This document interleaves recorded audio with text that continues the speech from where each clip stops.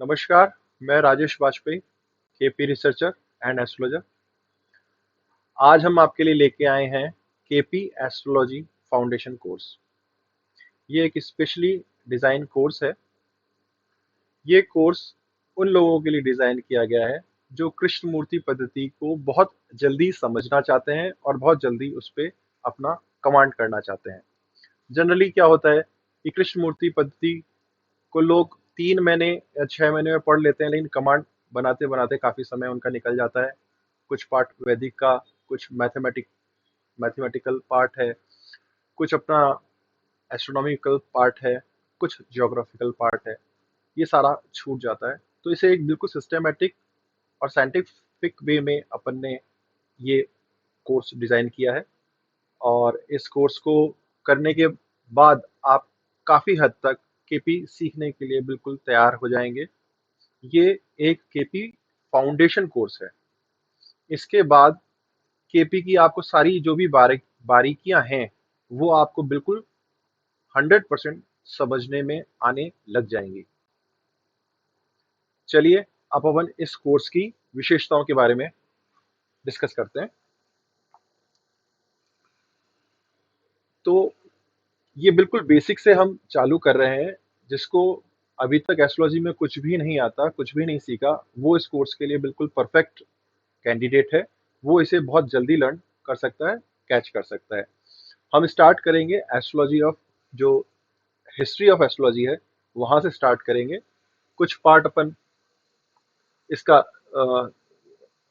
जो western aspect है और वैदिक एस्पेक्ट है उसको अपन यहाँ टच करेंगे। जॉडिक साइन तो बेसिक है ही है। उसके साथ हम एस्ट्रोनॉमिकल पार्ट और कुछ ज्योग्राफिकल पार्ट उसमें देखेंगे, क्योंकि ये दोनों ही बहुत इंपॉर्टेंट पार्ट है। कास्टिंग ऑफ हॉरोस्कोप चार्ट, किस तरह से हॉरोस्कोप चार्ट क्रिएट किया जाता है। जॉडिक साइंस की characteristics, 12 houses, characteristics, significance, planets and there characteristics, qualities, उनका प्लैनेट्स का मूवमेंट, रिट्रोगेशन, कालपुरुष कुंडली, कॉन्स्टलेशन, और जो 9 इक्वल डिवीजन ऑफ नक्षत्र है, मैथमेटिकल पार्ट, जो कृष्णमूर्ति पद्धति की विशेषता है वो, महादशा, अंतरदशा, कुछ पंचांग का पार्ट भी लेंगे। पंचांग कैसे देखते हैं, वैदिक पंचांग क्या होता है, कृष्णमूर्ति पंचांग क्या होता है, कृष्णमूर्ति पंचांग देखते कैसे हैं, और हम इसमें आपको ये भी बताएंगे कि कृष्णमूर्ति पंचांग बनाते कैसे हैं। मेकिंग ऑफ केपी पंचांग। इस इतना करने के बाद हम यहाँ से प्रिडिक्शन पार्ट स्टार्ट कर देंगे। प्रिडिक्शन पहले हम बेस करेंगे प्लैनेट्स और राशि के ऊपर, फिर बेस करेंगे अपन प्रिडिक्शन पार्ट डिफरेंट कॉन्स्टलेशन इन नक्षत्रों के ऊपर। प्रिडिक्शन कैसे होता है वो अपन चालू कर देंगे, और फिर कुछ case studies and live examples हम इसमें आपको बताएंगे। देखिए, हिस्ट्री ऑफ एस्ट्रोलॉजी जो हम सब्जेक्ट पढ़ रहे हैं उसकी क्या हिस्ट्री है, इसको हम दो पार्ट में डिवाइड करके समझ सकते हैं। एक पार्ट हो गया इसका वेस्टर्न फैक्ट, और दूसरा हो गया इसका वैदिक एस्ट्रोलॉजी का। एज पर वेस्टर्न फैक्ट, ये 3000 बीसी पुराना सब्जेक्ट है। इट वाज सबसे पहले मेसोपोटामिया, बेबीलोन, ग्रीक सिविलाइजेशन, कुछ वेस्टर्न कंट्रीज में, और फिर कुछ इस्लामिक कल्चर में इसका प्रोग्रेशन काफी हुआ। और इस तरह से ये मिडिल एज में चल के काफी पूरा वर्ल्ड में फैल गई। इंडिया में भी ये वहीं मेसोपोटामिया से आई थी एस्ट्रोलॉजी, बेसिक एस्ट्रोलॉजी। तो ये 3000 बीसी बीसी, ये अपना 3000 बीसी, और अभी चल रहा है 2023। तो लगभग ये 5000 ईयर पुराना सब्जेक्ट हो गया एज पर वेस्टर्न फैक्ट। अगर वैदिक की बात करें तो वैदिक के हिसाब से 5000 से 10,000 बीसी, इसका मतलब हो गया ये लगभग 12,000 ईयर पुराना ये सब्जेक्ट हो गया। आप देखिए 12,000 ईयर पुराना ये सब्जेक्ट है। अब आप सोच सकते हैं कि इसको पढ़ने के लिए कितने इन्वेंशंस, कितनी थ्योरीज, कितने प्रैक्टिकल हमारे पूर्वजों द्वारा इसमें ऑलरेडी किए गए हैं। और केवल वैदिक एस्ट्रोलॉजी और हमारे ऋषि मुनियों द्वारा नहीं, बल्कि पूरे विश्व के द्वारा, पूरे विश्व में जो भी स्कॉलर्स हैं, उनके इनपुट्स इस एस्ट्रोलॉजी के सब्जेक्ट्स में इनकॉर्पोरेट हैं, जो कि हम अभी आगे देखेंगे। कुछ इसमें हमने एक एस्ट्रोलॉजी की डेफिनेशन, जो फंडामेंटल डेफिनेशन है कि एस्ट्रोलॉजी होती क्या है, वो भी हमने इसमें इनकॉर्पोरेट किया है। अगर एस्ट्रोलॉजी की डेफिनेशन के बारे में बात किया जाए कि क्या ये साइंस है, नहीं, ये साइंस नहीं है, ये एक स्यूडो साइंस है। स्यूडो साइंस और साइंस में एक ये फर्क रहता है कि स्यूडो साइंस ऑब्जर्वेशनल साइंस है, ये एक फॉर्मूला बेस्ड साइंस नहीं है, जबकि जो साइंस होती है वो एक फॉर्मूला बेस्ड साइंस होती है। साइंस, इनफैक्ट मैथ्स भी अगर देखा जाए तो फॉर्मूला बेस्ड होती है। फॉर एग्जांपल, अगर आपको रेक्टेंगल का एरिया निकालना है तो लेंथ इनटू ब्रेथ उसका फार्मूला है। वो फार्मूला लगा के पूरे वर्ल्ड में कहीं भी आपको कोई भी ऑब्जेक्ट को मेजरमेंट करना हो रेक्टेंगल और ऑब्जेक्ट का, आप कर सकते हैं। परंतु एस्ट्रोलॉजी में ऐसा कोई सर्टेन फार्मूला नहीं है, उसमें आपको बहुत सारी ऑब्जर्वेशन को कंसीडर करना पड़ता है। तो एस्ट्रोलॉजी क्या हो गया, एक फील्ड ऑफ स्टडी हो गई, जिसमें हम प्लैनेट्स के मूवमेंट को, सेलेस्टियल बॉडीज को, जो ऊपर स्पेस में घूम रहे हैं और मनुष्यों पे जो डायरेक्ट और इनडायरेक्ट अपने प्रभाव डाल रहे हैं, उसकी स्टडी हो गई। और ये स्टडी का जो पॉइंट है, ये हम बर्थ टाइम से लेते हैं।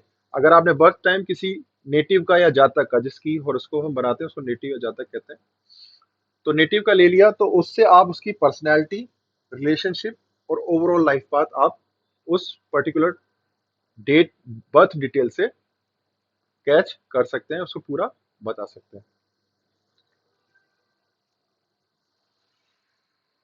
हम कमिंग बैक टू वैदिक ज्योतिष। वैदिक ज्योतिष जो है, उसे वैदिक ज्योतिष इसलिए कहा जाता है क्योंकि वो वेदों से जुड़ी हुई है। वेदों को समझने के लिए सहायक शास्त्र होते हैं जो वेदार्थ ज्ञान में हेल्प करते हैं, इन्हें हम वेदांग कहते हैं। वेदांग 6 प्रकार के होते हैं: शिक्षा, व्याकरण, कल्प, निरक्त, ज्योतिष और छंद शास्त्र। इसमें जो ज्योतिष पार्ट है वेदांग सब्जेक्ट में, ज्योतिष पार्ट इसलिए इंपॉर्टेंट है क्योंकि ज्योतिष जो होता है, ये ज्योतिष शास्त्र का उपयोग होता है कि ये काल का ज्ञान हमें बताता है। काल का ज्ञान क्या हो सकता है? काल का ज्ञान सभी तरह का समय, आपका जन्म समय, आपका विवाह का समय, बीमारी का समय, यज्ञ कब करने हैं उसका समय, शुभ कार्य कब करने हैं उसका समय, और बीमारी से जब ठीक होगा उसका समय, अंतिम समय, मोक्ष या मृत्यु का समय। इस तरह से सारी जो चीजें होती हैं, सब चीजें काल पे निर्भर करती है, और काल हमें ज्योतिष के द्वारा ज्ञात होता है। अनेक वैदिक पहेलियां भी एज पर जो वेद लिखे गए हैं, उसमें भी कुछ वैदिक पहेलियां, उसको भी हम ज्योतिष सब्जेक्ट के माध्यम से सॉल्व कर सकते हैं। एक के एन राव साहब हुए हैं, बहुत स्कॉलर्स हैं हमारे कंट्री में, और एक रिटायर्ड आईएएस ऑफिसर है। इन्होंने अपना जीवन जो है बहुत एस्ट्रोलॉजी की वेलफेयर में लगाया है, इस सब्जेक्ट को काफी समय दिया है इन्होंने। उनका एक कोट बहुत अच्छा है जो मैंने यहाँ पे कोट किया है, कि ब्रह्मा जी जो कि सृष्टि के रचयिता हैं, उन्होंने एक दिव्य शक्ति प्रदान की है ज्योतिषियों को, एस्ट्रोलॉजर्स को, कि वो उस दिव्य शक्ति के माध्यम से भविष्य में क्या घटना घटेगी अथवा घटने वाली है, वो बताने की क्षमता एक एस्ट्रोलॉजर को दी गई है। किसके द्वारा? आशीर्वाद के द्वारा दी गई है, ब्रह्मा जी के द्वारा। अब ये कैसे रहेगा, हम आगे चल के इसमें डिस्कस करेंगे। अब चूंकि ये केपी फाउंडेशन कोर्स है, तो केपी फाउंडेशन कोर्स होने के कारण हमें केपी है क्या, इसका भी कुछ नॉलेज होना चाहिए हमें। वो देखते हैं केपी कहाँ से आई, क्या है इसमें। देखिए, प्रोफेसर के एस कृष्णमूर्ति सर के द्वारा ये जो केपी एस्ट्रोलॉजी है, ये डिस्कवर की गई थी। कृष्णमूर्ति जो सर थे, इन्होंने भी अपना लाइफ पूरा एस्ट्रोलॉजी को समर्पित किया है। इनकी जो केपी एस्ट्रोलॉजी है, बेस्ड प्रिंसिपल जो है, बेसिक प्रिंसिपल वो वैदिक एस्ट्रोलॉजी के ही लिए गए हैं, लेकिन इन्होंने इसको और ज्यादा साइंटिफिक, लॉजिकली और कुछ सर्टेन फॉर्मूलाज और रूल अप्लाई करके बहुत ज्यादा अ, एक मैथमेटिकल फार्मूला बेस बनाने की कोशिश की है, जो कि बहुत सटीक है।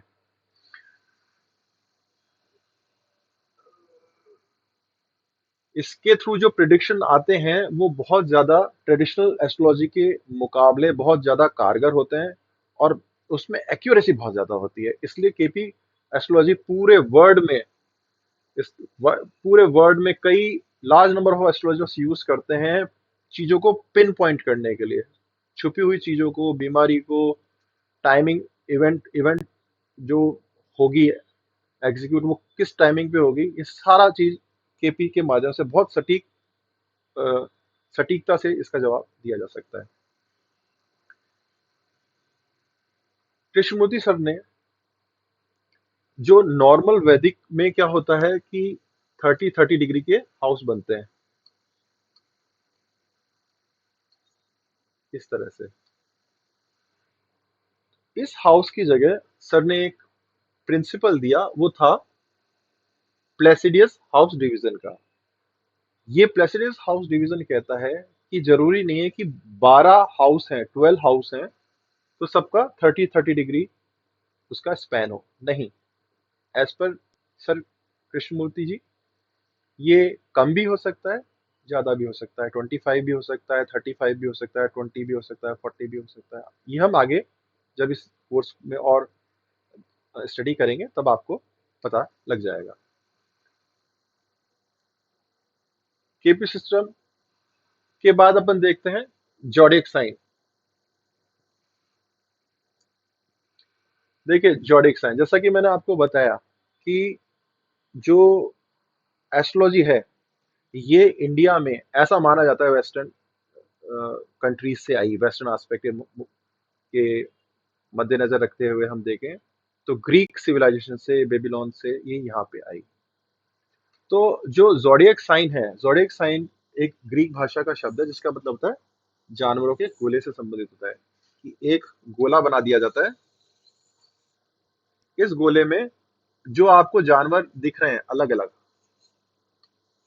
जो आज से कई हजारों साल पहले अंधेरे में, अभी तो खैर बिजली आ गई है, तारे इतने स्पष्ट नहीं दिखाई पड़ते, परंतु आप सोचिए, कल्पना कीजिए कि 5,000 साल पहले, 4,000 साल पहले आकाश में रात को स्पष्ट रूप से बिना किसी पोल्यूशन के कितने तारे स्पष्ट दिखते थे। और जो तारों का जो समूह था, उस समूह में जो विशिष्ट आकृति बनती थी, उसे इन्होंने जानवरों के गोले से संबंधित किया, उसको कोरिलेट किया।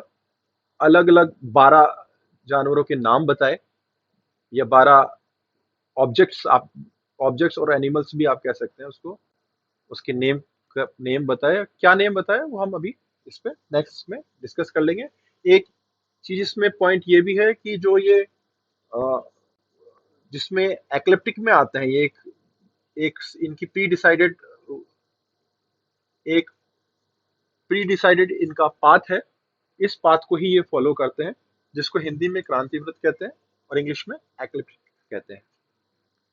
ठीक है, जो सन होता है वो एक साल में इन पूरे 12 जोडिएक साइन को कवर कर लेता है। अब जोडिएक साइन क्या है, अभी नेक्स्ट स्लाइड में अपन देखते हैं। देखिए इस तरह से ये जोडिएक साइन है। एरीज,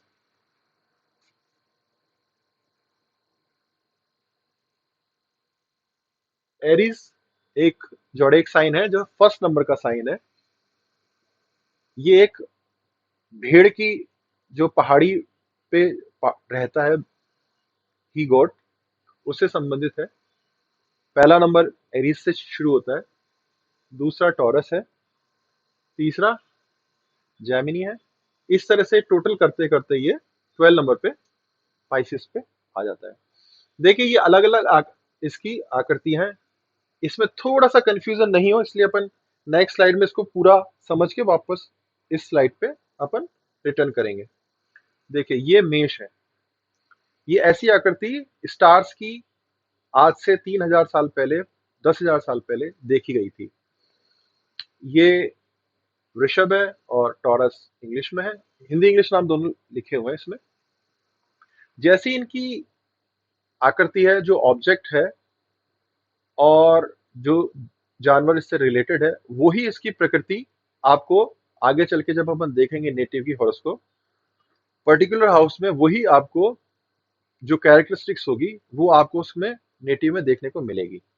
जैसे कि अगर ये टॉरस है, टॉरस गवर्न जो लोग होते हैं वो अपना काम बहुत शिद्दत से करते हैं, मेहनत से करते हैं, लेकिन अगर उन्हें गुस्सा आ गया तो वो बैल की तरह सींग भी घुसा देते हैं अगर उन्हें कोई परेशानी करे तो। मेष है, ये फायरी साइन है। अगर ये लड़ने में बहुत उस्ताद होते हैं, जैसे ही शॉर्ट टेम्पर होता है, जैसे ही कोई इन्हें प्रोवोक करेगा ये उसका जवाब हाथ पांव चला कर देंगे। मिथुन, कर्क, ये जैसे अब ये कर्क राशि जो है, ये एक इमोशनल वाटर साइन है, ये जो कि अपने ह्यूमन नेचर के अकॉर्डिंग इमोशनल को शो करती है। लियो रॉयल्टी का प्रतीक है, जो रॉयल आदमी होगा लियो से गवर्न होगा। वर्गो, कन्या, ये बिजनेस के हिसाब से बहुत डिप्लोमेट होते हैं, अपनी बात हर तरह से मनवा लेते हैं। तुला, जिस तरह से ये आपको बैलेंस दिख रहे हैं, ये बैलेंस पर्सनैलिटी होती है, ज्यादातर जुडिशरी में ये यूज होते हैं। जो सक्सेसफुल लॉयर होते हैं, जुडिशियल ऑफिसर होते हैं, उनके कर्म क्षेत्र में आपको तुला लगन की जो कैरेक्टरिस्टिक है वो बहुत ज्यादा देखने को मिलेगी। यही कारण है कि अपने जो जुडिशरी सिस्टम में बराबर का जो यूज होता है, दोनों पलड़े बराबर के लिए, वो तुला को अपन ने यूज किया है।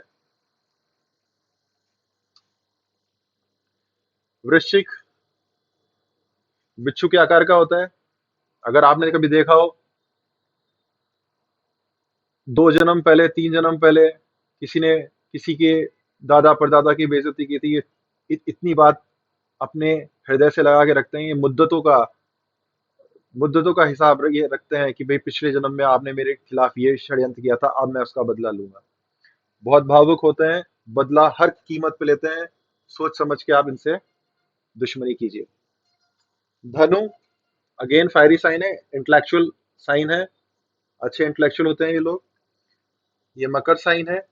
मकर जो साइन है और जो एरीज साइन है, ये दोनों मिलते हैं, मिलते जुलते हैं, एक ही अ, बकरे की प्रजाति से ही है, ही गोट है। लेकिन इसके पीछे दोनों अलग अलग कैरेक्टरिस्टिक्स हैं, दोनों एक नहीं है इनके।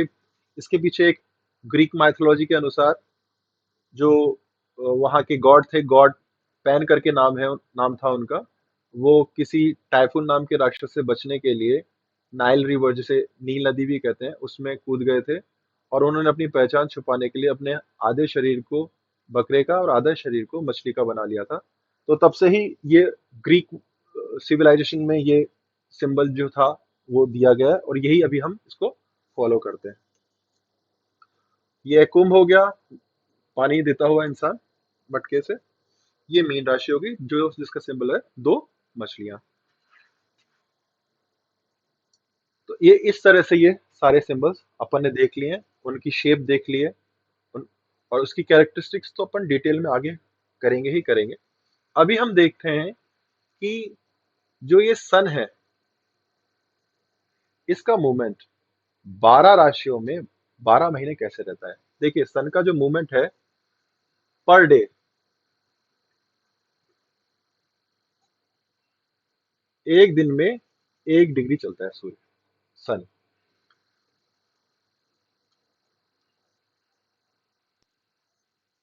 30 डेज में ये चलेगा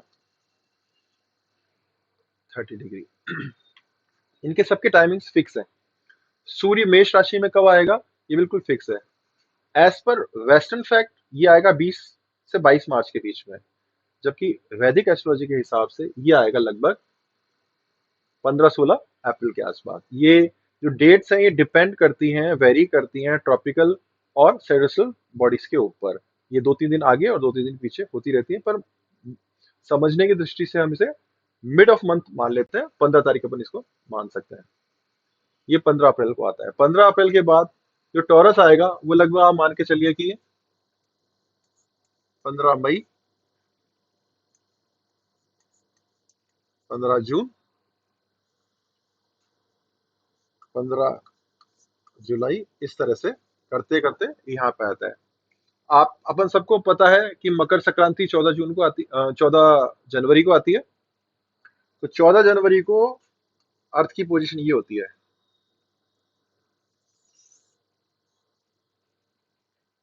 तो 14 जनवरी की, ये 14 जनवरी हो गई। उसके बाद अभी जैसे अभी फरवरी चल रही है, 15 फरवरी के बाद क्या आ जाएगा, ये पोजीशन एक्वेरियस की आ जाएगी। और उसके बाद से ये फिर ये मार्च में आ जाएगा। और उसके बाद वापस ये पूरा सर्किल 15 मई का, 15 मार्च के बाद ये 15 अप्रैल का होने के बाद ये पूरा साइकिल इस तरह से हो जाएगा। तो डिग्री वाइज क्या हो गया, 360 डिग्री हो गया ये। 12 राशियों में अगर ये घूम गया,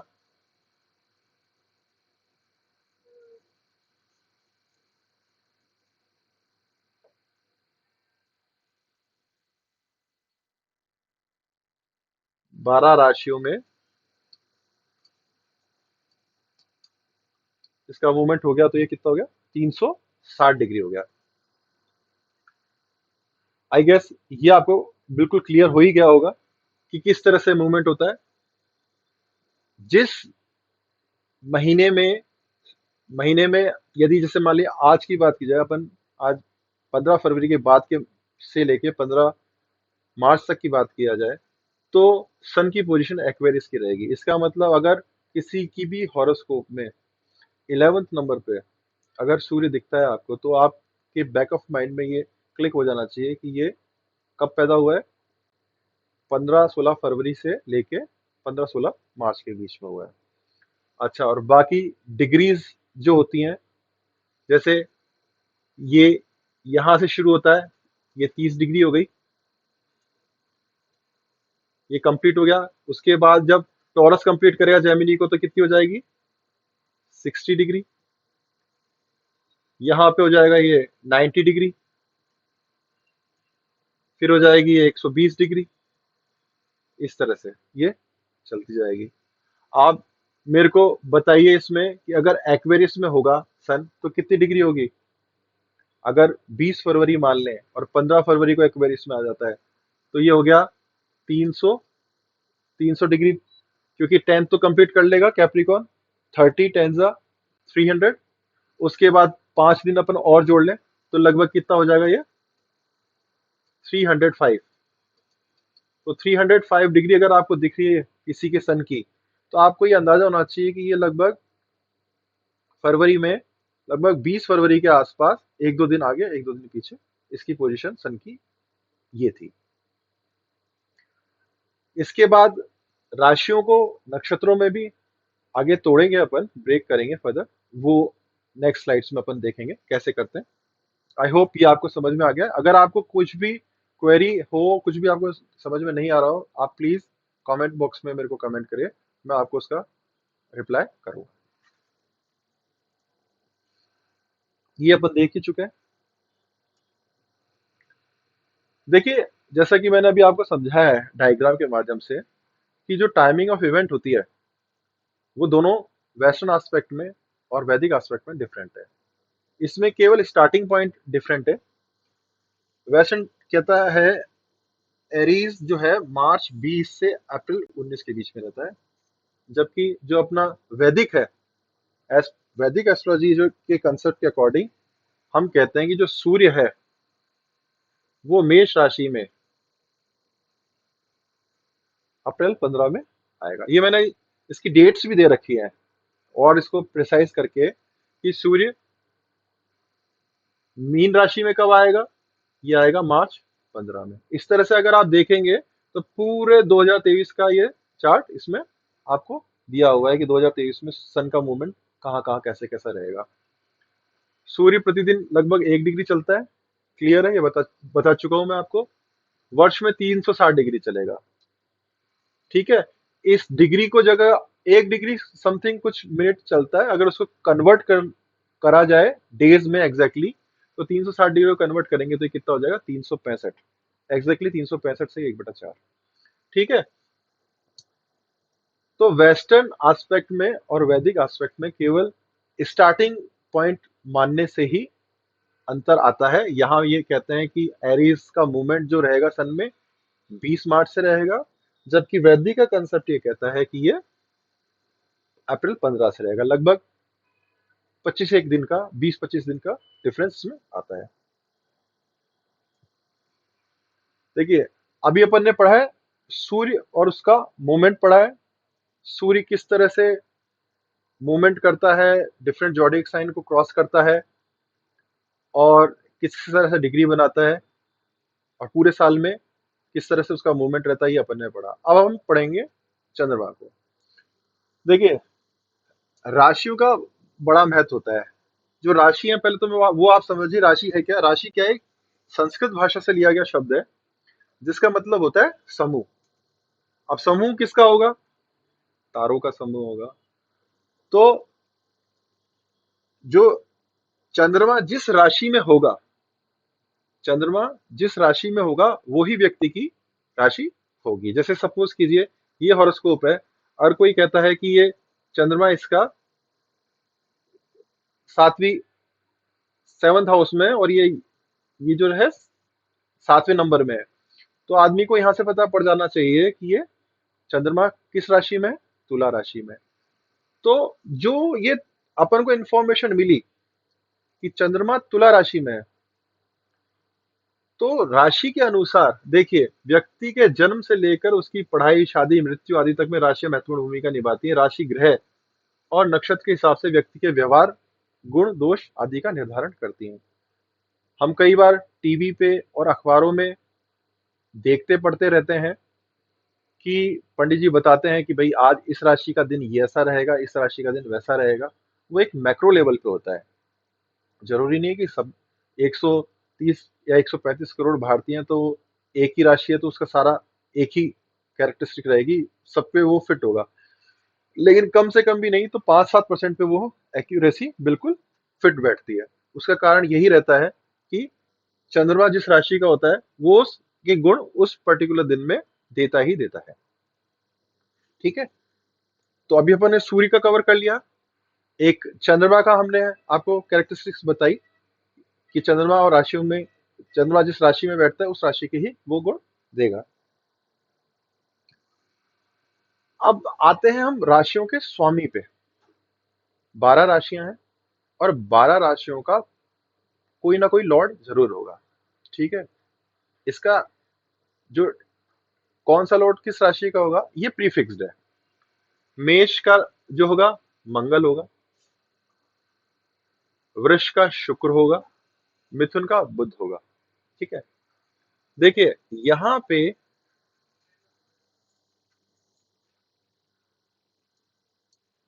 कर्क और सिंह दो राशियां ऐसी हैं जिनको केवल एक ही लॉर्ड दिया गया है। कर्क को चंद्रमा दिया गया है, सिंह को सूर्य दिया गया। बाकी रेस्ट ऑफ दी जो राशियां हैं, जो एक साइन है, उनके ड्यूल लॉर्ड्स हैं। जैसे मेष का मंगल है तो वृश्चिक का भी लॉर्ड जो है मंगल है, वृष का शुक्र है तो तुला का भी शुक्र है, मिथुन जैमिनी का बुध है तो अपना इधर कन्या राशि आ गया, वर्गो का भी बुध है, धनु गुरु है तो ये मीन गुरु है, कैप्रिकॉन और एक्वेरियस दोनों के लॉर्ड सेम है, शनि और शनि। अब देखिए अपन ने ये देखा था कि जो प्लैनेट्स हैं वो स्पेस में किस तरह से मूवमेंट कर रहे हैं। हमें उस मूवमेंट का पता होना चाहिए कि वो प्लेनेट कब कहाँ कैसे मूवमेंट कर रहा है, और वो जैसे मूवमेंट करेगा उसी अकॉर्डिंग हम उसके मूवमेंट को कंसीडर करते हुए प्रिडिक्शन देते हैं। ये मूवमेंट जो होता है वो दो तरह के होते हैं मैक्रो लेवल पे। एक तो होता है सन सेंट्रिक मूवमेंट। अगर हम स्पैन को बड़ा कर लें, जॉडिएक साइन को पूरे ब्रह्मांड में फैला लें और उसको सूर्य का केंद्र मान लें, सूर्य केंद्र में है ही वैसे भी, तो ये हो जाती है सन सेंट्रिक अप्रोच। इसे हेलियोसेंट्रिक थ्योरी भी कहते हैं। ये वेस्टर्न एस्ट्रोलॉजर्स यूज करते हैं। वैदिक एस्ट्रोलॉजी में इसका यूज नहीं किया जाता, और वेस्टर्न में भी इसका यूज बहुत कम और सेलेक्टिव लोग ही करते हैं।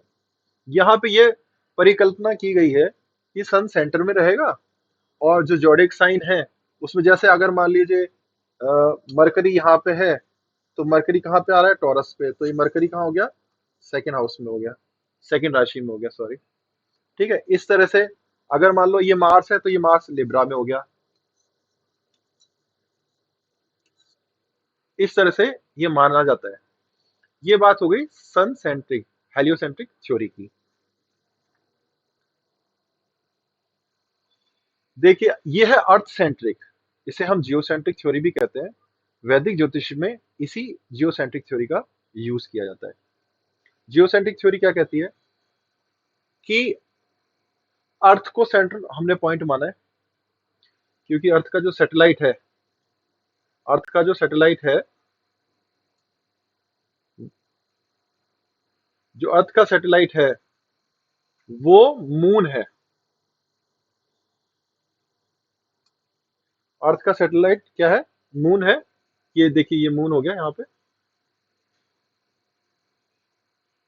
ये मून हो गया, और इसके चारों तरफ हमने जोडिक साइन का इमेजिनेशन वाला एक पूरा साइकिल क्रिएट कर रखा है, और ये इस तरह से ये रोटेट करता है। देखिए इसका रोटेशन भी समझना अपने आप में बहुत जरूरी है। ये इस तरह से रोटेट कर रहा है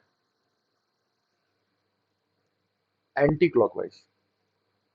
इस वर्ड को आप ध्यान रखिएगा, ये मैं बाद में वापस यूज करूंगा, और ये बहुत इंपॉर्टेंट चीज है। तो ये मूवमेंट सारा क्या रहेगा, एंटी क्लॉकवाइज रहेगा। अब जो भी प्लैनेट्स आएंगे इसमें, जैसे ये सन आ रहा है, लिब्रा में आ रहा है, मरकरी आ रहा है, लिब्रा में आ रहा है, तो हम जब अपनी ये कास्ट करेंगे, हॉरोस्कोप चार्ट बनाएंगे, हम उसमें बिल्कुल ऐसे के ऐसे इसकी पोजीशन को वहां पे मार्क कर देंगे। ठीक है, देखिए फॉर्मेशन ऑफ चार्ट, जनरली ये एक हॉरोस्कोप का चार्ट होता है, ये नॉर्थ इंडियन चार्ट है। इसे हम क्या कहते हैं, नॉर्थ इंडियन चार्ट कहते हैं।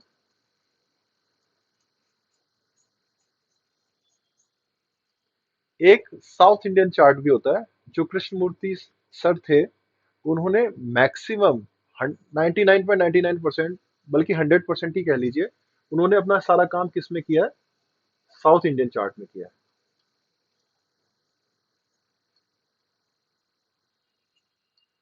थोड़ा समझने के हिसाब से ये इजी रहता है, परंतु कैलकुलेशन के हिसाब से साउथ इंडियन चार्ट इजी रहता है। आगे चल के मैं आपको दोनों के डिफरेंसेस बताऊंगा। अभी हम कंसंट्रेट करते हैं नॉर्थ इंडियन चार्ट पे। जैसा कि आपको दिख रहा है, ये फर्स्ट हाउस होता है, इसे हम एसेंडेंट भी कहते हैं, हिंदी में से लगन कहते हैं।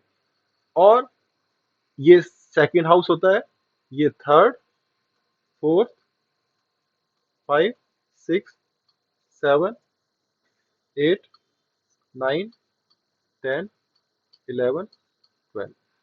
इस बात से कंफ्यूज होने की जरूरत नहीं है कि यहाँ लिखा हुआ 11 है, ये राशियों को, जोडिक साइन को बताता है। 11, 12, 11 है तो एक्वेरियस हो गया, 12 हो गया तो पाइसिस हो गया, मीन हो गया, ये एरीज हो गया, मेष हो गया, इस तरह से ये चलेगा।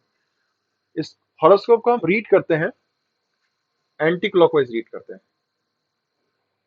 एंटी क्लॉकवाइज, आप समझ गए होंगे, मैंने एंटी क्लॉकवाइज पहले भी यूज किया था। एंटी क्लॉकवाइज को इसलिए रीड करते हैं क्योंकि जो प्लैनेटरी मूवमेंट होता है, अर्थ का भी जो मूवमेंट होता है वो वेस्ट टू ईस्ट होता है। इस तरह से, इसी कारण से इसे एंटी क्लॉकवाइज हम रीड करते हैं। तो ये फॉर्मेशन ऑफ चार्ट है। हाउस जो होते हैं वो 1 2 3 4 से लेके 12 तक होते हैं। जोडिक साइन कहीं भी स्टार्ट हो सकते हैं, जहां भी, जहां सन की पोजीशन होगी। जैसे 11th का सन है, तो ये हमें पता पड़ रहा है कि ये जो एक्वेरियस साइन है, सन का जो मूवमेंट है बर्थ का एक्वेरियस साइन का है। एक्वेरियस साइन कब, कहां से कहां तक होता है, लगभग 15, लगभग 15 फरवरी से 15 फरवरी टू 15 मार्च के आसपास, दो एक दिन उसमें ऊपर नीचे हो सकते हैं। अब नेक्स्ट स्टेप आती है अपनी ग्रह गोचर के ऊपर। गो का मतलब होता है, गो और चर। गो का मतलब हो गया तारा, और चर का मतलब हो गया चलना, यानी तारों के चलने को हम क्या कहते हैं? गोचर कहते हैं। गोचर शब्द का सीधा मतलब ग्रहों की चाल से है। ग्रह जब राशि परिवर्तन करता है, राशि परिवर्तन कैसे होता है? देखिए, सन जब है ये लिब्रा, अभी क्या है, वर्गो में है ये सन, वर्गो से निकल के क्या लिब्रा में आ जाएगा, तो ये सन का क्या हो गया? राशि परिवर्तन हो गया। मरकरी लिब्रा से निकल के स्कॉर्पियो में आ जाएगा, ये क्या हो गया? राशि परिवर्तन है। इस तरह से एक ग्रह जब दूसरी राशि में जाते हैं तो उसे क्या कहते हैं अपन? गोचर।